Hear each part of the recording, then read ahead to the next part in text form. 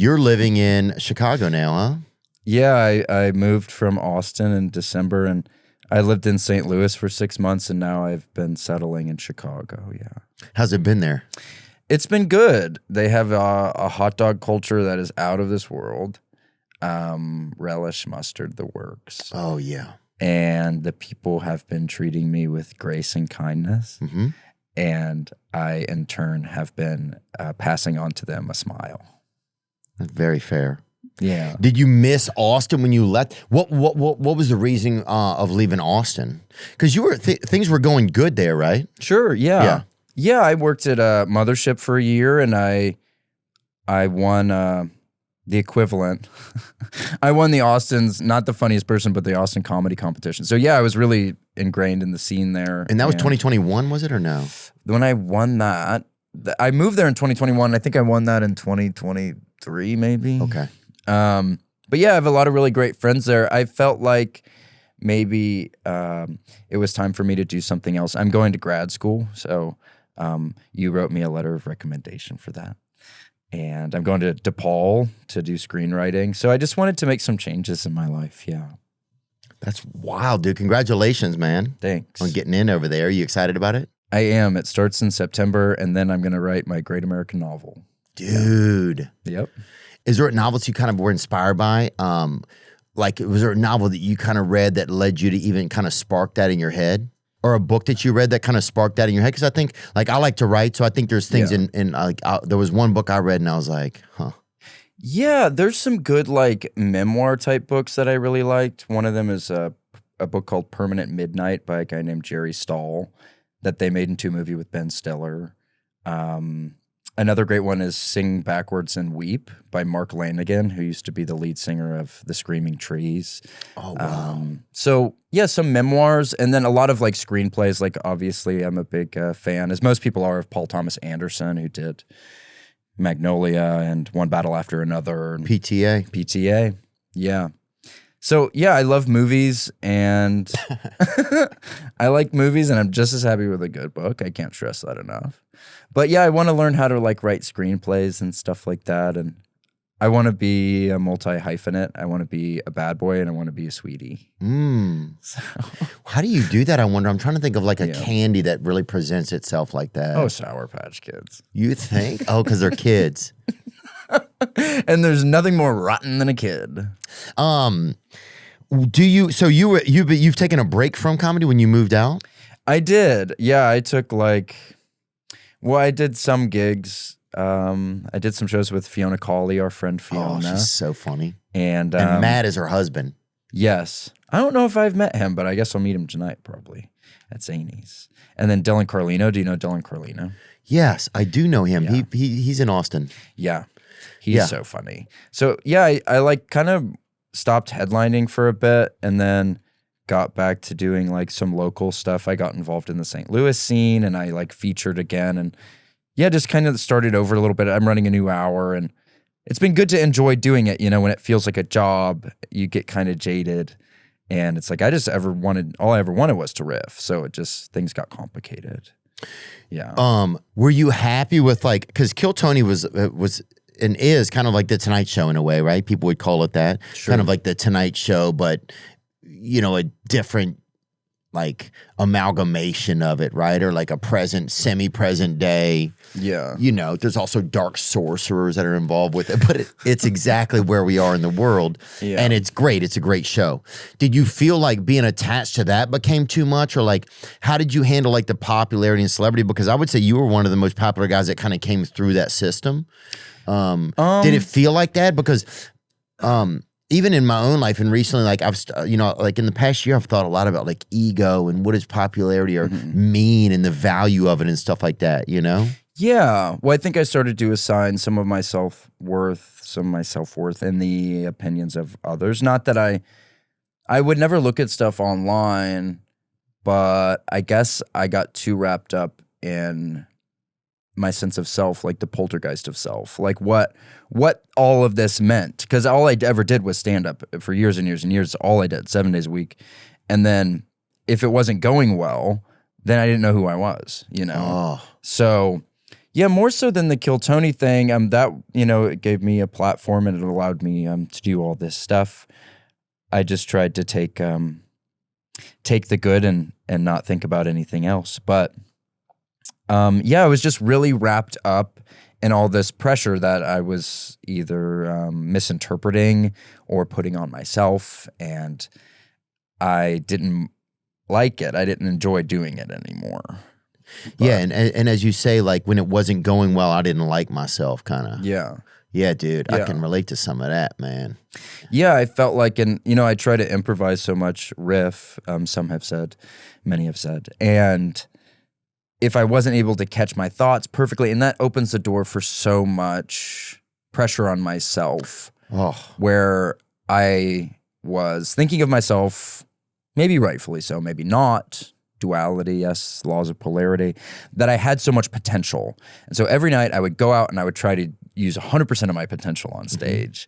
And when I set myself up for that, there's no way I can possibly reach that, which makes it fun to keep going, makes it always exciting, but I will never be satisfied with it. Right. It always sets you up for a little bit of failure in a way. Yeah, which a little bit of that is good. It's good to strive, and comedy is it's a lifelong thing, if that's what you choose to do with your life. But I came to realize, and probably in December, that there has to be more to life than this. There has to be more than a performative affect. I have to be worth more than what I think I'm worth to my friends, just as a performer. And if my whole world is wrapped up in the business of show business, then I am doomed to go spiritually bankrupt. There's nothing that will ever be enough, you know? So yeah, I just it was really nice. I made a lot of friends that weren't comedians for the first time in a long time. Wow. And it was just great, people who didn't know who I was, to know that I have worth to people, like not being funny.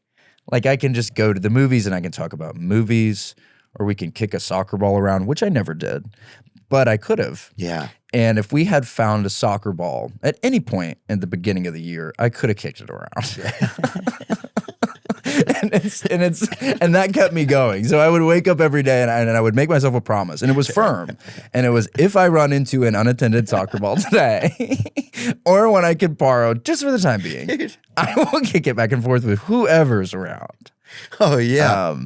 I know exactly who you'll kick it back and forth with. Some victim of who had too many of those little crackle bars or whatever, and is now in a wheelchair, and the last limb he can move is just soccering back and forth with a stranger passing through. He has to do one of those muscle tests where he has to hit his knee at the exact right time and he kick it. And he does it himself now, yeah, because that's his insurance provider. They mail you the little hammer with the little triangle, and you do it yourself at home. Oh yeah, that's Moderna. Yeah, that's Moderna or Pfizer, I think. I mean, I just got a kit the other day to take a couple cysts off my own body. They'll mail you the scalpel now and all of the stuff. They'll mail you a picture of a nurse. You put that up in the corner and you do it, man. It's pretty cool. And in the picture, not to cut you off, but I think that it's one of those pictures where you look at it one way and she's beautiful. Yeah. And then you look at it the other way and it's a witch. Yeah, dude. And did you feel like, because you kind of have like, I don't know, you created such like a unique you, right? And do you ever think like, is this the real me, or is this a me that I created? Does that ever come to your mind yet? Oh, sure. Yeah. I mean, it's no judgment against you. I've just had that happen in my own life recently. I quit, like I took a break from touring, and so much of my life I didn't realize had been like attached to, oh, well, I always have somewhere to go. Oh, I got to get going. Yes. There's somewhere to be. There's somewhere I need to be. There's somewhere I'm going to be seen that's coming up.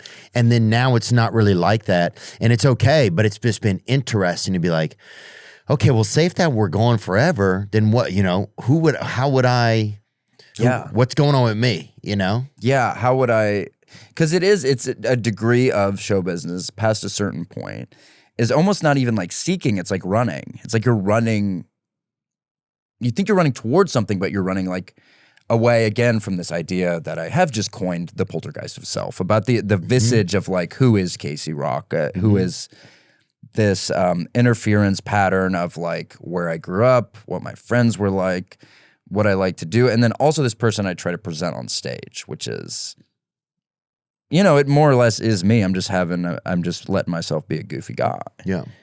But yeah, I mean, I have had instances of like ego death, either chemically induced or just being in a really low period of depression where, yeah, I look around and I go, what is all this for? You know? But if I did have any answer, it would be that the macro mirrors the micro, so that in the little victories of my life, I figure out my greater purpose. Like, so it's easier for me now because I've gotten used to it the first 6 months of this year of not running around so much. I've been so much happier where I'm just a really stressed out guy. You know, I wear the world really heavily. So if I have to do anything, like even just like go to a local showcase, it used to drive me nuts. It ruined my whole day. Just the stress and knowing that it's coming. It's hard to operate. Yeah, some people seem to be able to operate kind of freely, even if there's something looming, you know? Yeah. Like me, I'm already like, fuck, man, my marriage, what will my wedding day be like? That shit's gonna fucking be it's gonna be hectic. And if my wife's there, she's gonna be pissed or whatever, you know what I'm saying? Like, but that shit'll weigh me down. It's like on a regular Thursday afternoon, dude. Not to mention whatever else I have to do. Or sometimes like, that's such a cool way to say it that, sometimes I just feel like I wear the world heavy. And some people, it just seems to be like this like summer shawl that, you know, that it's nothing. Like it seems to be like just like a little baby kite landed on their shoulder and they just brush it off, you know? Yeah. But I think it's easy to get trapped in like, there's popularity here, there's some money here, there's reward, there's like ego reward here. But is this really like what I really want to do? Like sometimes I really want to just focus on learning Spanish and be a writer, right? Some of those are things that I think, right? That gives me self-worth. Right. But then you get caught in different things and sometimes they're blessings and it's great paths and stuff, but it's like, do we reward like that, you know, do we reward that thing inside of us that also that was the reason maybe we started out wanting to be creative. Like sometimes you'll get on such a path that you never get back to those things sometimes. Yeah, it's been so nice to bring it back to comedy in any capacity, to do things just for fun, to go do an open mic at like a hot dog stand. Yeah. It's like I used to love stuff like that. I used to live for shit like that. And then when you get caught up in all the numbers and how are the tickets and what when you get caught up in all that, some of it gets lost. Yeah. And I'm tired of losing stuff, you know. I needed to trim some of my hedges, right? Tall poppy syndrome. I needed to cut down some of these egotistical parts of my life that I know don't serve me. And then it's a daily thing of figuring out, you know, chipping away at the block of happiness and trying to get a firmer picture of what that looks like. Yeah. Yeah. Hard to say. I think well said.